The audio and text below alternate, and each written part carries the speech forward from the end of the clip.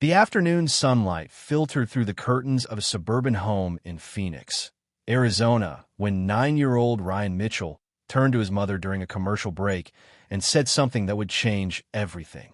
"Mom, I died in a car crash. I remember the fire, the way the metal twisted. I couldn't get out." His mother, Karen, felt the room tilt. Ryan had been watching a documentary about automotive safety, but nothing on screen had mentioned any specific accident. Nothing that could explain what he was about to describe. Ryan's hands began to shake as he spoke. He described the sensation of speed, the sudden loss of control, the terrible moment when he realized what was happening. But it was the details that followed, details he couldn't possibly know, that would eventually lead Karen to contact Dr. James Houston at the University of Virginia's Division of Perceptual Studies. Because Ryan wasn't describing a generic car accident. He was describing, with disturbing precision, the crash that killed actor Paul Walker on November 30th, 2013, in Santa Clarita, California. Ryan had been 4 years old when Paul Walker died. The accident had dominated news cycles for weeks, but Karen had deliberately shielded Ryan from those reports. She didn't believe in exposing young children to tragedy. Their home didn't have magazines, and Ryan's internet access was strictly monitored and limited to educational content. Yet here he sat, describing things that hadn't been in mainstream news coverage, technical details about the crash that would only emerge later in investigation reports, sensory details that seemed impossible for a child to fabricate. Over the following days, Ryan's statements became more specific. He talked about filming in Tokyo, about a particular scene involving cars that he'd been excited about. He mentioned a name, Roger, and became emotional, saying Roger had been driving, that he'd felt safe with Roger, that he'd trusted him completely. Karen began documenting everything. She wrote down Ryan's unprompted statements word for word, noting the date and context of each revelation. She didn't ask leading questions. She simply listened and recorded. Dr. Houston agreed to evaluate Ryan's case after reviewing Karen's detailed notes. The Division of Perceptual Studies had been investigating claims of past life memories for decades, applying rigorous methodology to separate genuine phenomena from coincidence, suggestion, or fabrication. Dr. Houston had seen hundreds of cases. Most could be explained through normal means: exposure to information the family didn't remember, television programs watched at relatives' homes, overheard conversations. But some cases, a small percentage, remained genuinely puzzling. During their first session, Dr. Houston employed his standard protocol.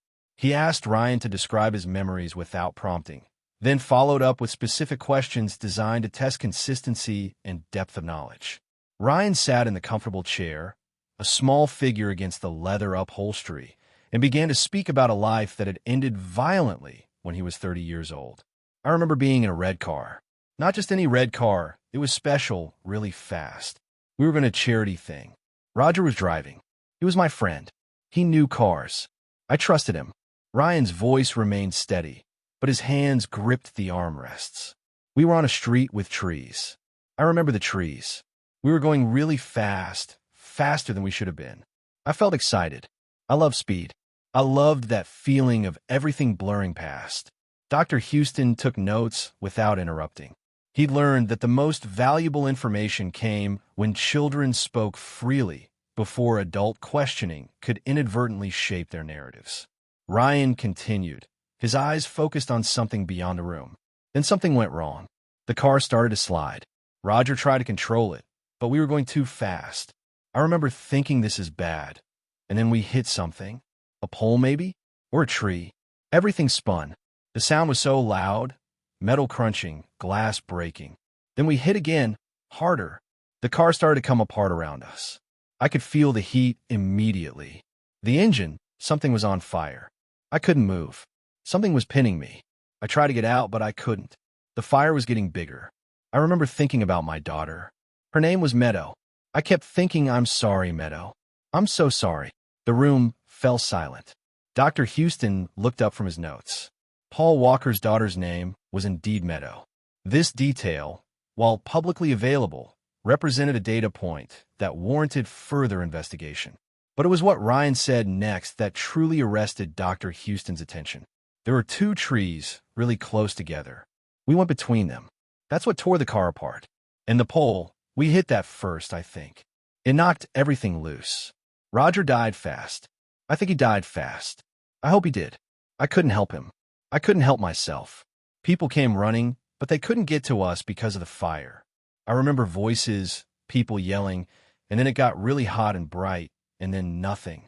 Dr. Houston cross-referenced Ryan's description against the accident investigation report, obtained through a Freedom of Information request. The Porsche Carrera GT, driven by Roger Rodas with Paul Walker as passenger, had indeed struck a pole first, then collided with two trees in close proximity. The impact had literally torn the vehicle apart. The fire had started immediately. Both men had died at the scene. Roger Rodas from the initial impact trauma, Paul Walker from the combined effects of impact and thermal injuries. First responders had been unable to reach the occupants due to the intensity of the fire. These details had been in the official investigation report, but they hadn't been widely disseminated in mainstream media coverage. The news had focused on the loss of a beloved actor, on the tragedy of a life cut short, on the outpouring of grief from fans worldwide. The technical specifics of how the crash unfolded, the sequence of impacts, the role of the trees, the specific positioning of the victims. These details existed primarily in official documents and specialized automotive safety discussions. Could Ryan have encountered this information somehow? Dr. Houston had to consider every possibility. He interviewed Karen extensively about Ryan's media exposure, his activities at school, his relationships with extended family members. Karen produced Ryan's browsing history, limited to educational games, and approved YouTube channels focused on science experiments and nature documentaries. She showed Dr. Houston her own search history, demonstrating that she herself hadn't researched the Paul Walker accident. She'd been a casual fan of the Fast and Furious films, but hadn't followed the tragedy closely. Dr. Houston contacted Ryan's teachers, his pediatrician, even his classmates' parents, asking generally about Ryan's interests and conversations without revealing the specific nature of his investigation. No one reported Ryan showing unusual interest in celebrity deaths, car crashes, or Paul Walker specifically. Ryan's interests, according to multiple independent sources, centered on dinosaurs, Minecraft, and basketball. He was a typical 9-year-old boy by all conventional measures. The investigation took an unexpected turn when Ryan mentioned something during his third session with Dr. Houston.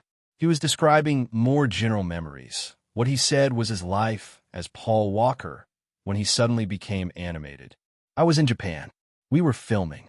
There was this drift sequence we were setting up.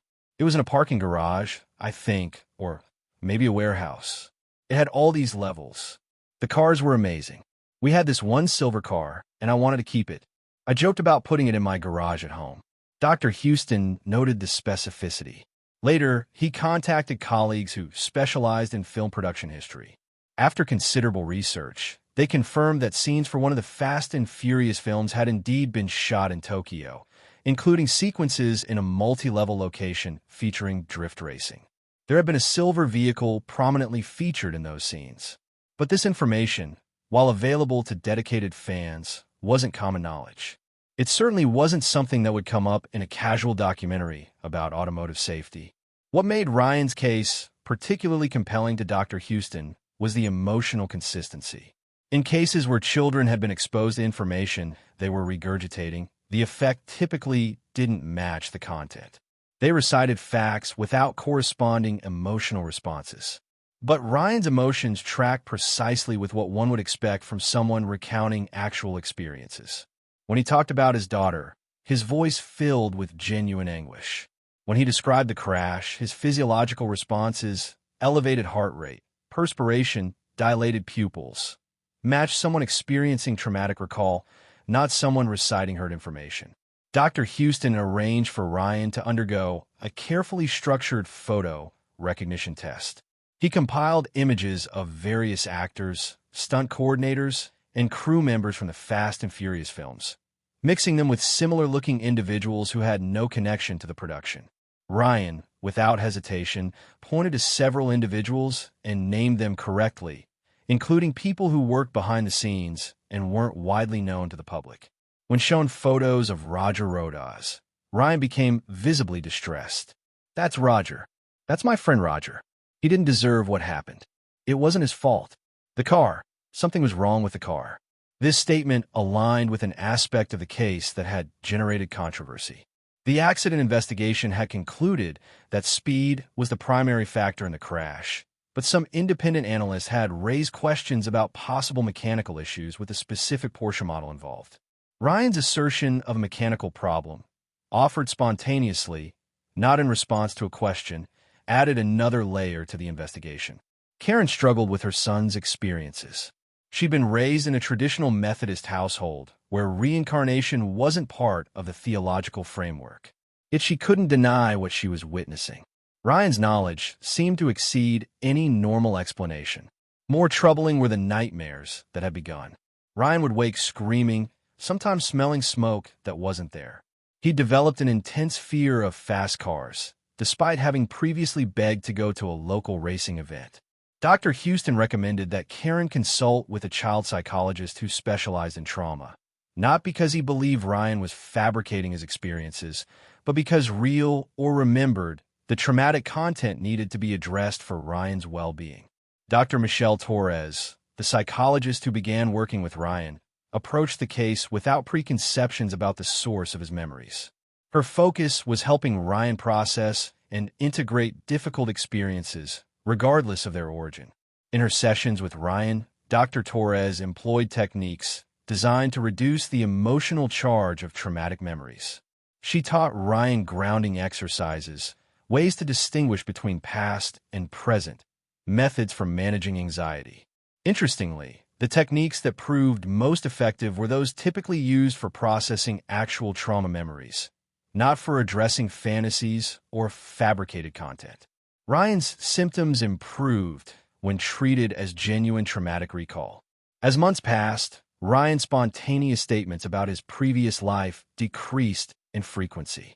This pattern matched what Dr. Houston had observed in other cases. Children's past life memories typically faded as they grew older, usually becoming largely inaccessible by age 7 or 8.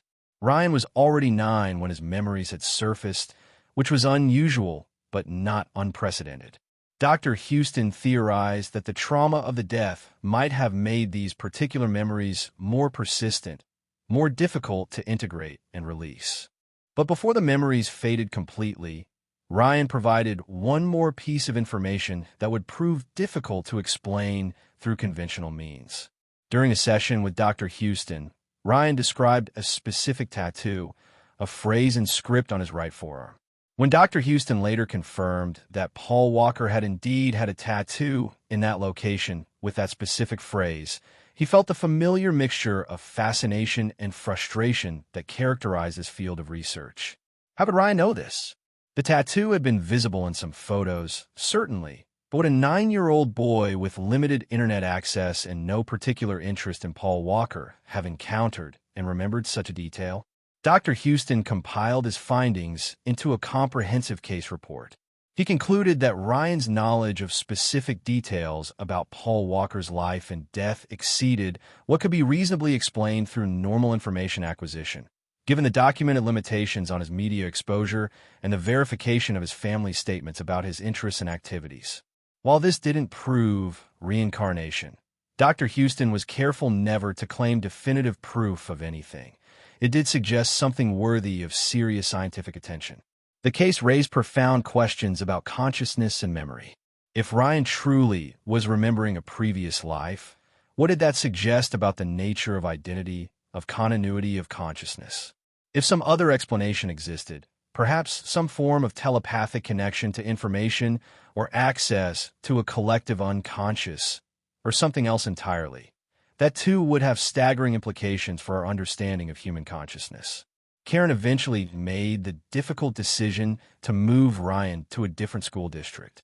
Word had begun to spread about his claims, and some parents had expressed concern, worried about exposure to weird ideas, or upset that their children were coming home asking questions about death and reincarnation.